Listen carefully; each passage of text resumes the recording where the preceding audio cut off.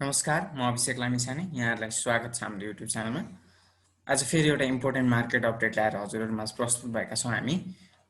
र आजको मार्केट अपडेटमा चाहिँ हामीले जेनरली नेप्से कुन डिरेक्सनमा हिँडिरहेको छ र अबको प्रोबेबल डिरेक्सन कस्तो हुनसक्छ र त्यसपछि चाहिँ हाइड्रो पावरको हामीले चाहिँ एनालाइसिस गर्नेछौँ। तपाईँलाई रमाइलो हुन्छ यो सेसन, अन्तिमसम्म हेर्नु होला यो भिडियो। अब नेप्सेबाट सुरुवात गरौँ। मैले अहिले तपाईँको chart.nepsechat.com मा तपाईँले हेर्न सक्नुहुन्छ। यो साइटबाट चाहिँ चार्ट हेरिरहेको छु। यो चाहिँ फ्री हो, तपाईँले पनि चार्ट हेर्नको लागि यो साइट युज गर्न सक्नुहुन्छ। त्यसपछि चाहिँ मैले अहिले नेप्सेको डेली चार्ट प्याटर्न हेरिरहेको छु। नेप्सेको के हेरिरहेको छु, डेली क्यान्डलस्टिक चार्ट हेरिरहेको छु है। अब डेली चार्ट प्याटर्नलाई डेली चार्टलाई एनालाइसिस गर्नेछौँ। र योभन्दा अगाडिको मार्केट अपडेटमा हामीले के भनेका थियौँ भने मार्केटको रेसिस्टेन्स अराउन्ड 1535 देखि 1560 को रेन्जमा छ भनेर हामीले भनेका थियौँ पहिलो रेसिस्टेन्स है। अब त्यो चाहिँ के आधारमा भनेका थियौँ भने त्यहाँबाट सुरुवात गर्छु म।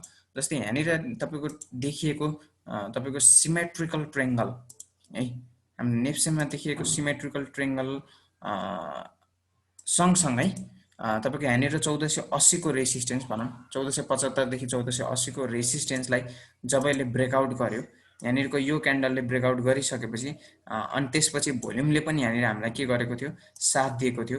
र त्यो भएको हुनाले चाहिँ यहाँबाट चाहिँ के हदसम्म यो चाहिँ माथि जान सक्ने सम्भावना भनेर हामीले त्यो आधारमा भनेका थियौँ।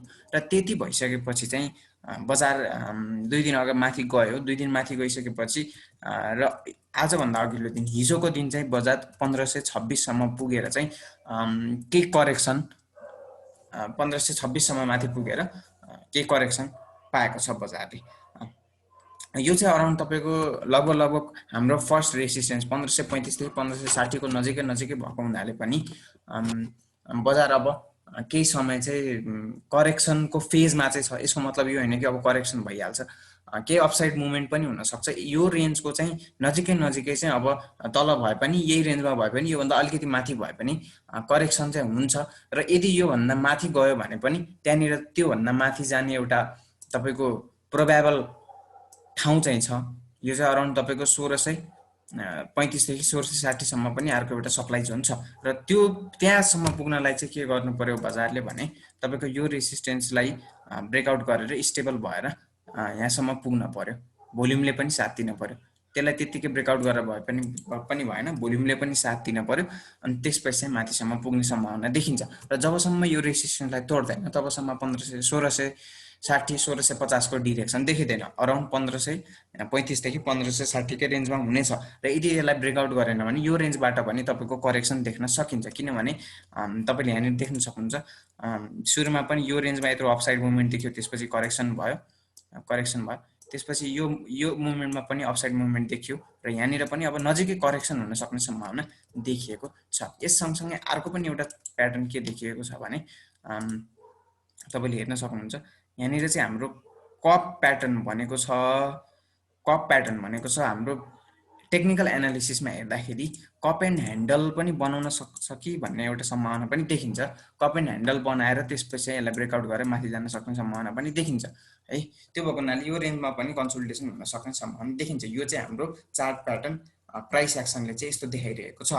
अब त्यसपछि चाहिँ अब अर्को कुरा हामीले हेरौँ, सपोर्ट कहाँ छ। फर्स्ट रेसिस्टेन्स त हाम्रो यो नै भइहाल्यो 1535 देखि 1500 तपाईँको 60 को रेन्जमा।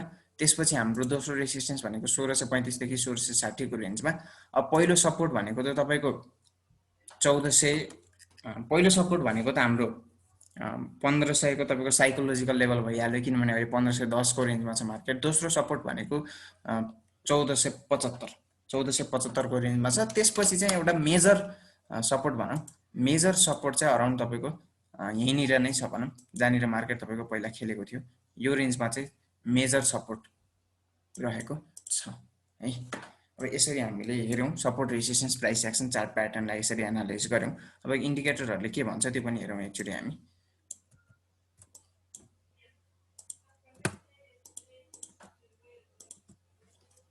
अब इन्डिकेटरहरू आरएसआईबाट जाउँ। आरएसआई चाहिँ तपाईँ अहिलेको आरएसआई हेर्नुहुन्छ भने 70 मा छ, त्यो भनेको पोजिटिभ नै हो। र 70 मा भएको आरएसआईले चाहिँ तपाईँको के देखाउँछ भने बजार चाहिँ पोजिटिभ हो, बुलिस नै छ बजार। तब तर एउटा हामीले भनेको 70 पुग्ने बित्तिकै बजार ओभरबोट पनि हुँदैन, बजार केही समय अझै समय ओभरबोट पनि हुनसक्छ। त्यो भएको हुनाले आरएसआईले चाहिँ हामीलाई कुनै पनि किसिमको डाइभर्जेन्स अथवा तत्काल केही सङ्केत चाहिँ गरेको छैन, तर बजारप्रति पोजिटिभ नै छ भनौँ एक किसिमले हेर्दाखेरि।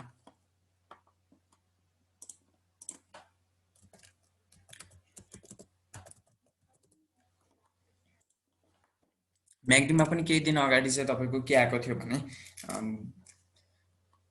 गोल्डन क्रस आएको थियो। त्यो गोल्डन क्रसले बजारप्रति पोजिटिभ नै सङ्केत गरेको छ। यहाँनिर गोल्डन क्रस आएको थियो म्याग्डीमा, त्यसले बजारप्रति पोजिटिभ नै सङ्केत गरेको छ। आरएसआई चाहिँ अराउन्ड 70 मा छ र यो 70 मा आरएसआईले तपाईँको यहाँनिर चाहिँ के पनि गर्न सक्छ भने करेक्सन लिनको लागि केही यहाँनिर चाहिँ तपाईँको हल्का रेजिस्टेन्सको रूपमा लिएर करेक्सन भएर फेरि अराउन्ड यतिसम्म आएर फेरि माथि पनि जान सक्ने सम्भावना छ। भन्नुको मतलब 70 पुग्ने बित्तिकै यसलाई तोडेर माथि जान्छ भन्ने पनि छैन। यहाँनिर थोरै करेक्सन आरएसआई सँगसँगै तपाईँको प्राइसमा पनि आउन सक्छ।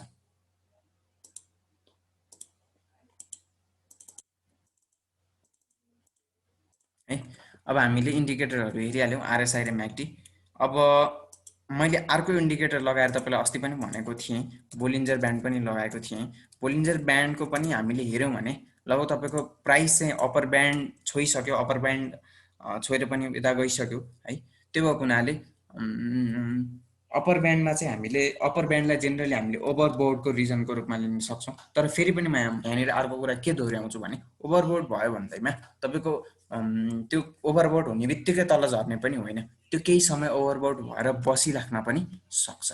त्यो भएको हुनाले अब यहाँनिर यसलाई कन्क्लुड गर्दाखेरि हामीले के बुझ्न सक्छौँ भने बजार रेसिस्टेन्सको नजिकै छ। त्यो भएको हुनाले यहाँ यो पोजिसनमा आएर हामीले बाईतिरको पोजिसन बनाउन त सक्दैनौँ, तर बजारमा चाहिँ तपाईँको हामीले अलिकति राम्रो प्रफिट तपाईँलाई छ भने थोरै तपाईँले प्रफिट बुक गर्न चाहिँ सक्नुहुन्छ यो सन्दर्भमा हेर्ने हो भने। र अब बजारको डिरेक्सन के हुनसक्छ त बजारले यो रेन्जमा करेक्सन लिन सक्छ। यदि करेक्सन नलिने हो भने बजारले 1560 को लेभल 1550 देखि 60 को लेभललाई तोडेर माथि जानुपर्ने देखिन्छ। नेप्सेको कन्क्लुजन चाहिँ यही नै गर्यो हामीले। र मैले फेरि अब अर्को सेक्टर पनि आज एनालाइज गर्ने भनेको थिएँ, हाइड्रो सेक्टर। अब हाइड्रोलाई हेरौँ। अब हाइड्रो केही समयदेखि बढिरहेको थिएन, नेप्से बढे पनि अरू तपाईँको सब इन्डेक्स बढे पनि हाइड्रो बढिरहेको थिएन। पछिल्लो समय हाइड्रो बढेको छ है, पछिल्लो हप्ता हाइड्रो बढेको छ। अब हाइड्रोले तपाईँको विगत 4.5 वर्षको तपाईँको एउटा लामो बियरिश ट्रेन्ड मैले यहाँ तानेको छु। बियरिश ट्रेन्ड चाहिँ के गरेको छ त तोडेको छ। बियरिश ट्रेन्ड तोडेर यो चाहिँ अब के कुन रिजनमा आयो त बियरिश ट्रेन्ड तोडेर त्यहाँबाट चाहिँ अफिसियल्ली अब बियरिश ट्रेन्ड यसले तोडेको छ। भन्नुको मतलब अब यो बियरिश ट्रेन्डमा चाहिँ मोस्ट प्रोबेबली जाँदैन भन्ने कुरा चाहिँ हामीले बुझ्न सक्छौँ। यसको मतलब यो होइन कि अब बुलिस गइहाल्छ, केही समय साइडवेज पनि हुनसक्छ, बुलिस पनि हुन सक्छ। त्यो भएको हुनाले बियरिश ट्रेन्ड चाहिँ यसले अफिसियल्ली के गर्यो त ब्रेक गरेको देखिन्छ।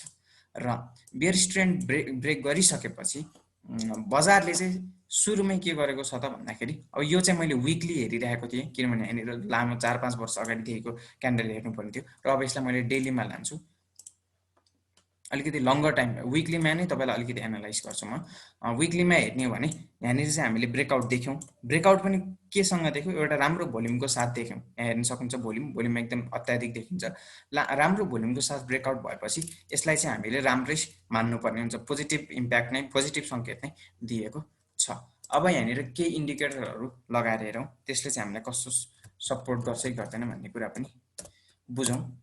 अब आरएसआई हेर्ने हो भने तपाईँको आरएसआई हाम्रो अहिले लगभग अराउन्ड 60 को लेभल क्रस गरेर 63 को रेन्जमा 60 to 63 को रेन्जमा छ भने आरएसआईले हामीलाई पोजिटिभ सङ्केत गरेको छ। र सँगसँगै यो चाहिँ यो पछिल्लो हप्ताको हाइड्रो पावरको कारोबार हेर्ने हो भने विगतकै सबैभन्दा धेरै अत्याधिक कारोबार रहेको पनि हामीले यहाँ देखेका छौँ चार्टबाट हेर्दाखेरि चाहिँ है। अब आरएसआईले पनि हामीलाई पोजिटिभ नै सङ्केत गर्यो है। अब यहाँनिर चाहिँ तपाईँले विकली चार्टमा अलिकति यहाँ के पनि देख्न सक्नुहुन्थ्यो भने पहिला यहाँनिर चाहिँ आरएसआई चाहिँ अलिकति डाइभर्जेन्स दिएको भन्ने कुरा पनि हामीले देख्न सक्छौँ। यो चाहिँ तपाईँको केही हप्तादेखिबाट चाहिँ यसले डाइभर्जेन्स दिएको पनि हामीले बुझ्न सक्थ्यौँ। यसले चाहिँ यो चाहिँ अब बियरिश ट्रेन्ड छिटै एन्ड हुँदैछ भन्ने कुरा पनि सङ्केत गरेको थियो र यहाँनिर चाहिँ अल्टिमेटली चाहिँ बियरिश लामो लङ बियरिश ट्रेन्ड लाइनलाई चाहिँ ब्रेकआउट गरेको छ है। अब आरएसआईले पनि हामीलाई पोजिटिभ नै सङ्केत गरेको छ। अब म्याकडी हेरौँ। म्याकडीमा के देखिन्छ भने म्याकडीले पनि हामीलाई गोल्डन क्रस दिएर तपाईँको सर्ट टाइम फ्रेमको चाहिँ मुभिङ एभरेज चाहिँ माथि लागेको पनि देखिन्छ है। यो चाहिँ जिरो नजिकै छ र अब जिरो क्रस गरेर माथि गयो भने त झन् पोजिटिभ हुन्छ, तर अहिले चाहिँ जिरो नजिकै छ। अर्को लङ्गर टाइम फ्रेम चाहिँ जिरोभन्दा तल छ, तर गोल्डन क्रस देखिएको छ। इन्डिकेटर्सहरूले पनि पोजिटिभ सङ्केत दिइसके र एउटा लङ्गर टाइम फ्रेमको ट्रेन्ड लाइनलाई चाहिँ यसले बियरिश ट्रेन्ड लाइनलाई ब्रेकआउट गरेको छ भने यो हाइड्रो पावर इन्भेस्टर्सहरूको लागि चाहिँ एउटा राम्रो न्युज हो है। अब यसलाई हामीले डेलीबाट पनि एनालाइज गरौँ। डेली चार्टबाट हेर्दाखेरि हाइड्रो पावरमा विगत 3-4 दिनदेखिको एउटा राम्रो तपाईँको चामले चाहिँ देखायो र त्यसपछि चाहिँ तपाईँको पछिल्लो दिन चाहिँ सानो करेक्सन पनि आएको छ भन्नुको मतलब त्यसले एउटा नजिकैको रेसिस्टेन्स पनि मिट गरिहाल्यो है। त्यसले नजिकैको रेसिस्टेन्स मिट गरेपछि के गर्यो त, नजिकैको रेसिस्टेन्स मिट गरेपछि अराउन्ड 1120 देखि 1160 को रेसिस्टेन्स मिट गरिसकेपछि यसले सर्ट कन्सोलिडेसन पनि दिएको छ।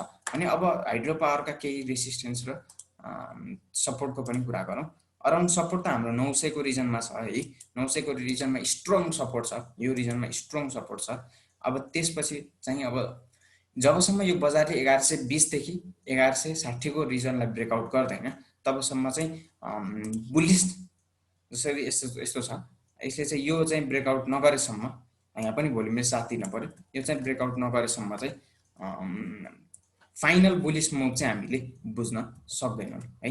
बियरिश ट्रेन्ड लाइनले त ब्रेकआउट गर्यो र अर्को नेक्स्ट तपाईँको साइकलको बुलिस मुभ जानको लागि चाहिँ यो 1120 देखि 1160 को रेन्जको रेसिस्टेन्सलाई तोड्नु पर्यो र त्यसपछिको अर्को मेजर रेसिस्टेन्स कहाँ देखिन्छ भने त्यसपछिको अर्को रेसिस्टेन्स भने अराउन्ड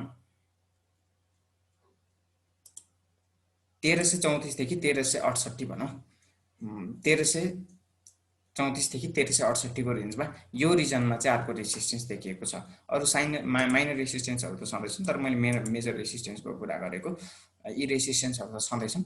अलिकति मेजर रेसिस्टेन्सको कुरा गर्दाखेरि चाहिँ यो चाहिँ सुरुको रेसिस्टेन्स 1120 देखि 1160 भयो। त्यसपछि चाहिँ के छ त तपाईँको 1334 देखि 1368। अब यसलाई चाहिँ अब नेक्स्ट बुलिस मुभ जानको लागि चाहिँ यो ब्रेकआउट गरेर स्टेबल हुन पर्यो र यो ब्रेकआउट गर्दाखेरि चाहिँ हाम्रो भोल्युमले पनि साथ दिनु पर्यो है। यस्तो छ हाम्रो प्राइस एक्सन सपोर्ट र रेसिस्टेन्सको कुरा चाहिँ है। अब चाहिँ हाम्रो इन्डिकेटरहरू पनि हालेर हेरौँ।